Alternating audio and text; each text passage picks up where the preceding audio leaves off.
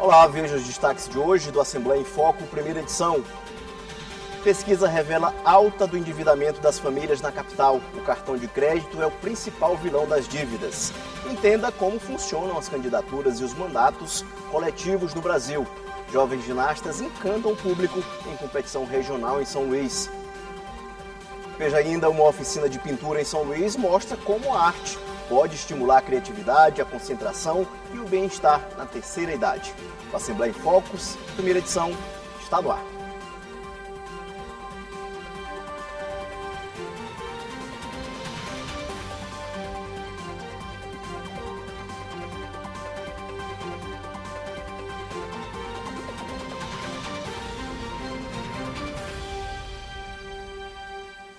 O endividamento das famílias de São Luís atingiu o maior nível desde 2021.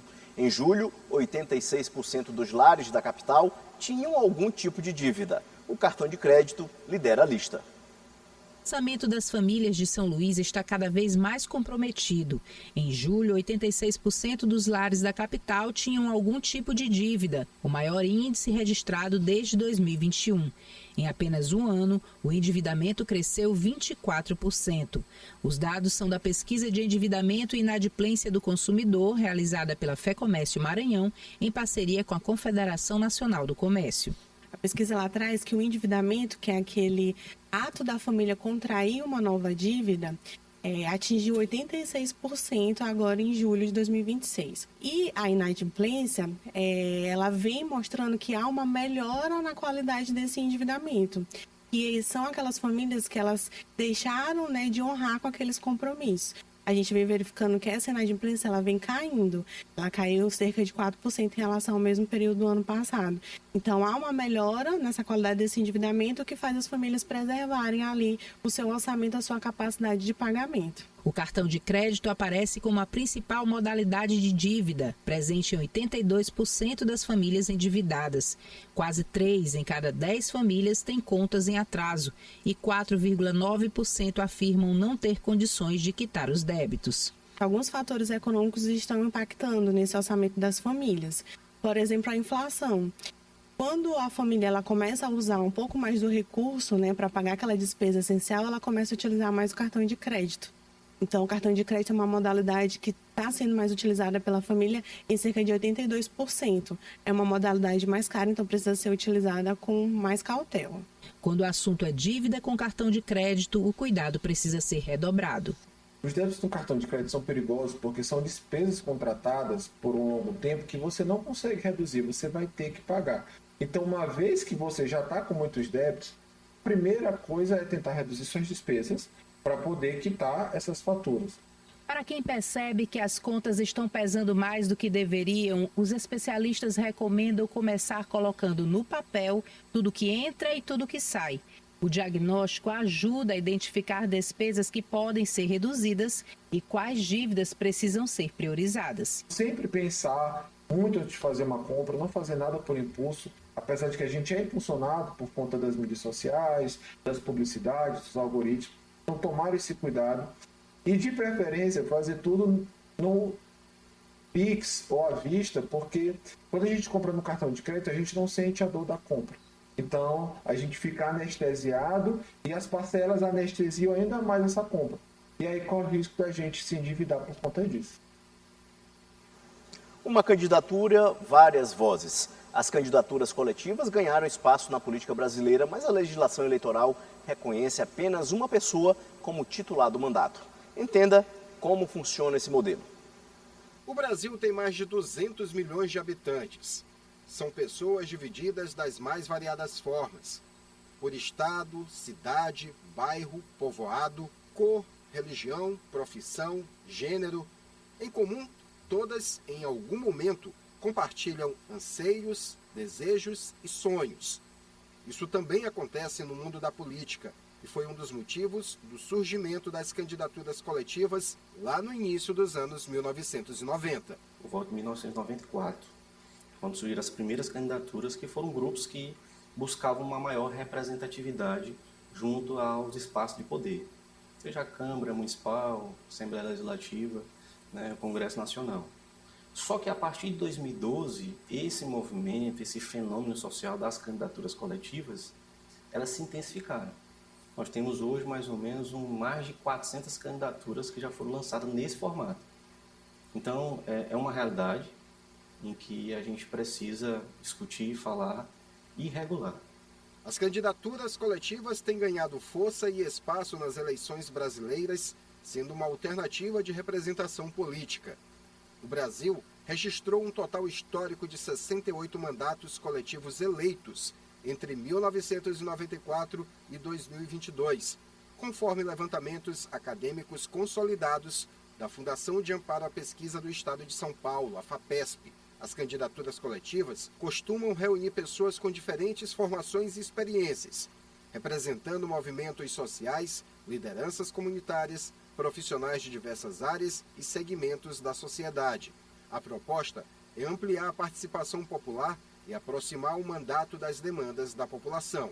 O cidadão vai à sessão eleitoral, na urna eletrônica, ele digita o número dos seus possíveis candidatos e, ao invés de eleger uma pessoa, ele está elegendo um grupo de pessoas. Essa é a candidatura coletiva no Brasil. Não há previsão legal para isso, não existe na lei, é apenas para ilustrar como funciona, que a candidatura coletiva ela é formada por grupo de 2 ou mais pessoas que tentam viabilizar um representante nas eleições, que leve o quê? As suas pautas, as suas bandeiras. Uma vez eleito, o mandato coletivo terá todas as condições de construir de forma compartilhada as propostas apresentadas durante a campanha e transformá-las em projetos.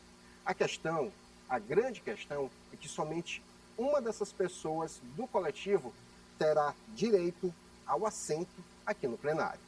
É que a Justiça Eleitoral não reconhece os coletivos como pessoa física, já que o eleito tem um CPF. Nesses casos, o coletivo indica uma pessoa para ser a personificação, a voz e as ações do grupo. Este é um dos desafios que os coletivos enfrentam. É importante que haja, do ponto de vista civil, um contrato social, um estatuto social, como se eles fossem um partido político, para que eles tenham regras internas de atuação daquele grupo. Por exemplo, a questão do salário daquele parlamentar, porque a gente não pode esquecer que é um grupo que está lançando aquela candidatura, que está apoiando aquela candidatura, mas apenas um vai ocupar formalmente aquele cargo. Uma candidatura, várias vozes. Essa ideia é que faz com que as candidaturas coletivas ganhem força e ampliem a participação popular. Mas que precisa, na verdade, de uma regulamentação mais ampla. Porque são inúmeras situações que precisam ser delimitadas. Essa questão da divisão do salário, né, que aquele parlamentar, se ele entender que deve, por exemplo, dividir o salário, ou tiver um acordo prévio com aqueles membros que conseguiram alçar ele daquele cargo de representante, se houver aquela autorização de dividir o salário, há algum problema? Há alguma vedação? É ilegal? É legal? Então a lei ela precisa se debruçar sobre isso também. Vamos conferir agora como foi a agenda de campanha dos candidatos ao governo do Maranhão na manhã de hoje.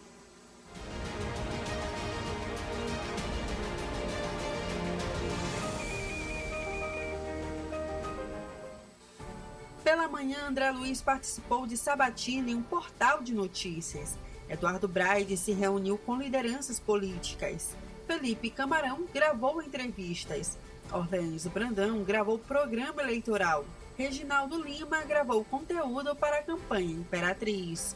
Roberto Rocha participou de sabatina com candidatos ao governo do Maranhão em um programa de TV. Concedeu entrevista a uma emissora de rádio e fez gravação para a TV. Saulo Arcângeli participou do protocolo comunitário CAPOR, no Sindicato dos Bancários em São Luís.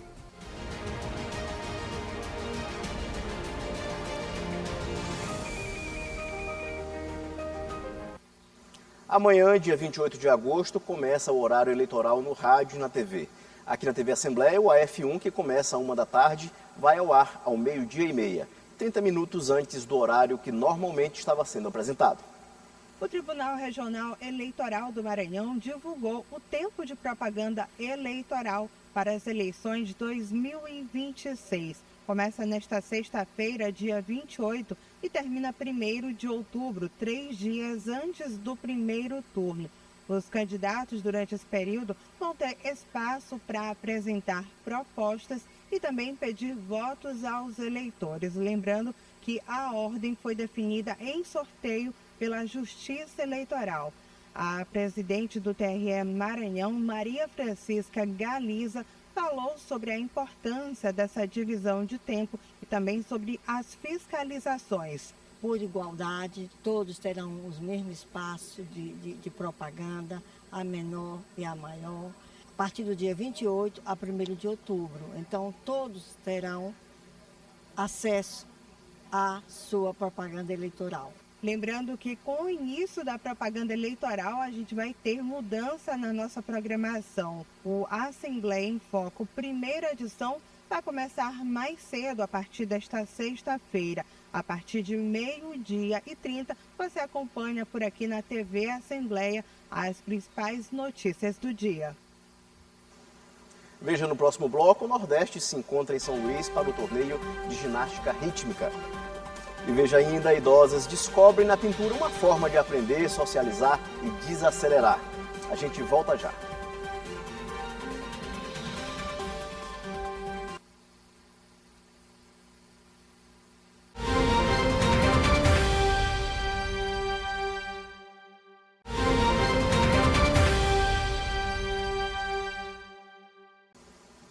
Leveza, precisão e muita confiança. Jovens ginastas disputam em São Luís o torneio regional Nordeste de ginástica rítmica. Arco ao ar. Na descida, a pegada com precisão. A expectativa pelo início do torneio regional Nordeste de ginástica rítmica em São Luís terminou. O primeiro dia foi todo para as categorias infantil e pré-infantil. Estamos no tempo, isso é muito importante para a ginástica. São meninas lindas, a gente já começa a ver a diferença, né, do cenário do que é a ginástica. Algumas meninas bem nervosas, que é normal, mas está sendo muito bom porque a gente está começando a ver de fato como é que essa ginástica está sendo desenvolvida em todo o Nordeste. A graciosidade e o talento das ginastas contagiou o ginásio Castelinho em São Luís. Com movimentos leves e precisos, elas mostram que estão em busca do título, mas que experiência também conta. E muito. Eu tô me sentindo muito feliz, porque não é todo dia que eu venho competir aqui no regional, com todas as meninas aqui do Nordeste, né? Então, eu me sinto feliz por isso e me sinto também bem privilegiada. Eu tô com uma nova série de mãos livres, fora a minha série de arco. Eu tive um bom desempenho no Gêmeos. E eu tô com altas expectativas. É importante destacar, a confiança das meninas do Maranhão está no mais alto nível. As palavras de Laura deixam isso muito claro. Às vezes a gente acha que a gente pode melhorar cada vez mais, então eu gostei da minha série, mas claro, toda competição eu percebo que eu posso melhorar mais, me dedicar mais, então pra mim foi bom minha apresentação. O abraço da técnica pode significar que tudo foi bem na apresentação, ou pode ser o conforto para algum deslize.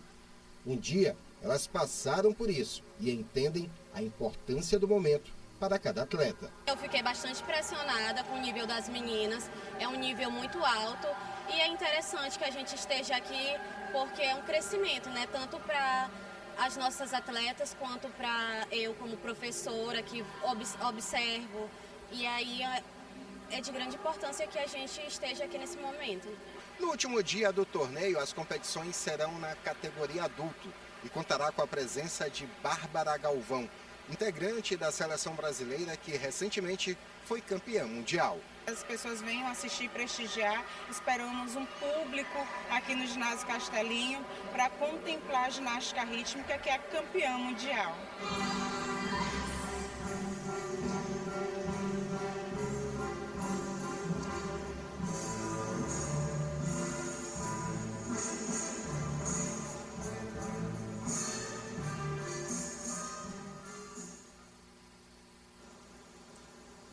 E vamos ver com Paula Torres como fica o tempo hoje. Boa tarde, Paula.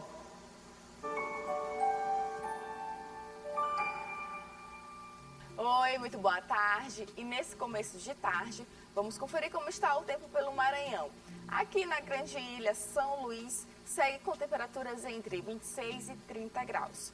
O céu fica com muitas nuvens, mas o sol também aparece. A tarde deve continuar quente e, por enquanto, sem grandes mudanças no tempo.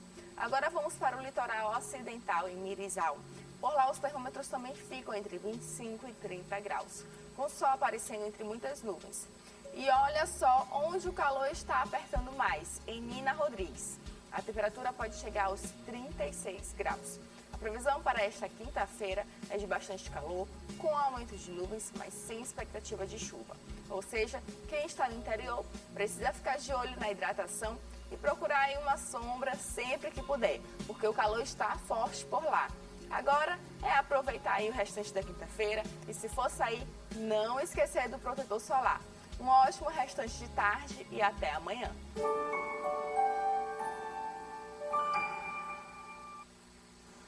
No Arte do Mará de hoje, nunca é tarde para descobrir um novo talento. Em uma oficina de pintura em São Luís, mulheres com mais de 60 anos encontraram na arte um momento de aprendizado, convivência e diversão.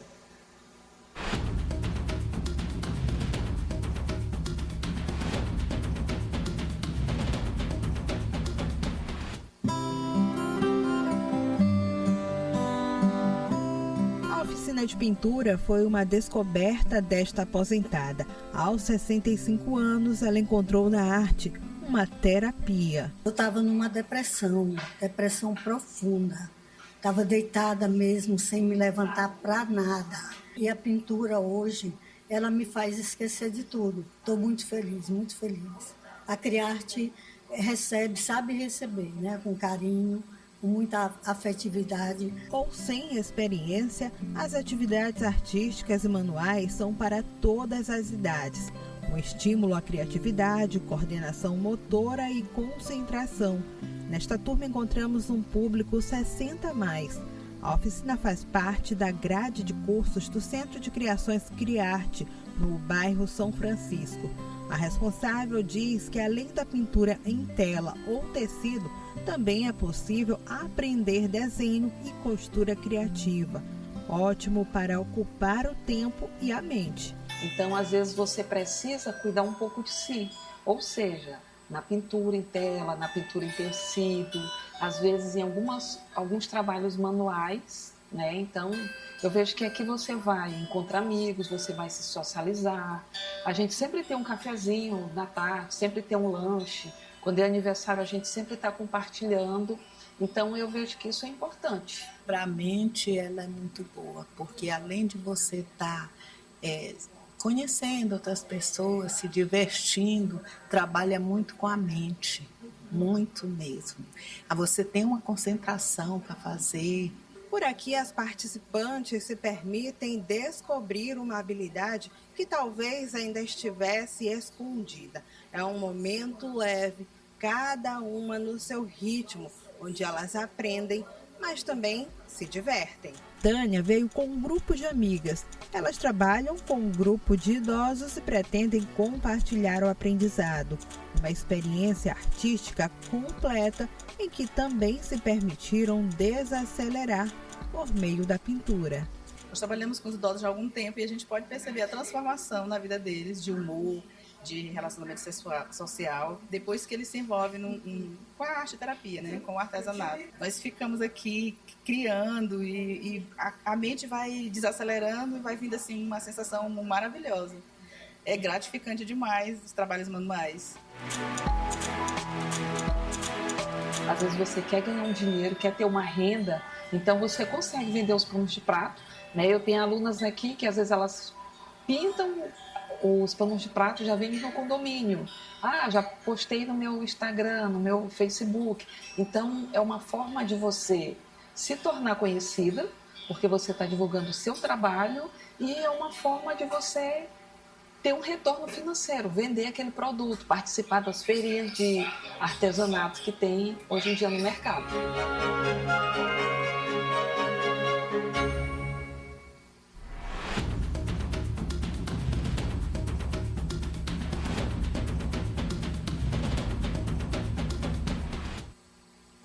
O F1 fica por aqui. Para você, uma boa tarde e até amanhã.